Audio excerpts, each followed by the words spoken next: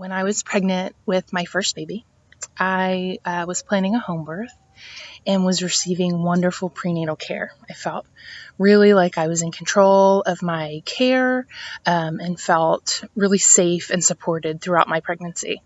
But at 36 weeks and 5 days, I developed preeclampsia and was admitted to the hospital for an induction. And I had prepared so much for this home birth that I really wasn't very informed about what a hospital induction or even a hospital birth entailed. And so it was a pretty lengthy process. I was a first-time mom, and I was really early. And so obviously my body wasn't ready, and really my baby wasn't ready. And so it was a lengthy ordeal.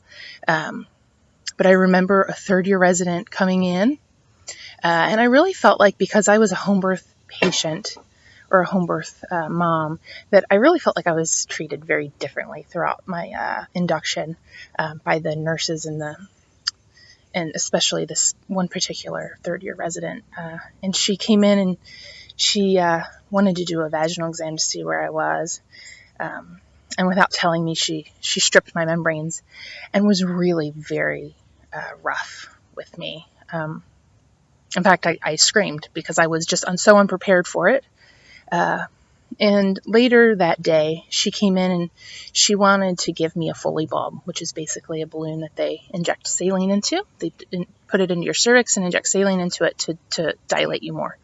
And I really wasn't very familiar with what that was, and so I was asking a lot of questions. I just really wanted to understand what was going to happen.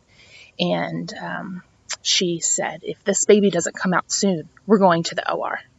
And, my vitals were good and baby's vitals were good. And I just was so taken aback that I was being threatened with surgery just for asking questions about my care. I ended up having a vaginal birth by the skin of my teeth. Really, had I not had my home birth midwife there with me, I think I certainly would have ended up having a cesarean, because fortunately she had privileges at this particular hospital at the time.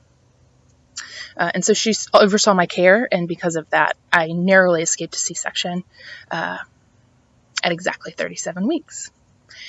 My second baby was born with the same midwife at home, and I very much felt like I was in control of my experience. I felt like they were there to support me, and that it was really my show. Where my hospital birth, I very much felt like a passenger. I felt like it was they were in charge, and I was just there to go along for the ride. And so my home birth was a really, really powerful healing experience. I had the exact same birth team. So I think it was really special for them to see the juxtaposition between birth 1 and birth 2. But I just really felt supported. And in my hospital birth, at a time in your life when you're supposed to feel safe, and it's optimal for a mom to feel safe, I felt so vulnerable and so defensive all the time. And I just wonder how differently that experience could have been for me if I didn't feel so scared, if I didn't feel so vulnerable. So I think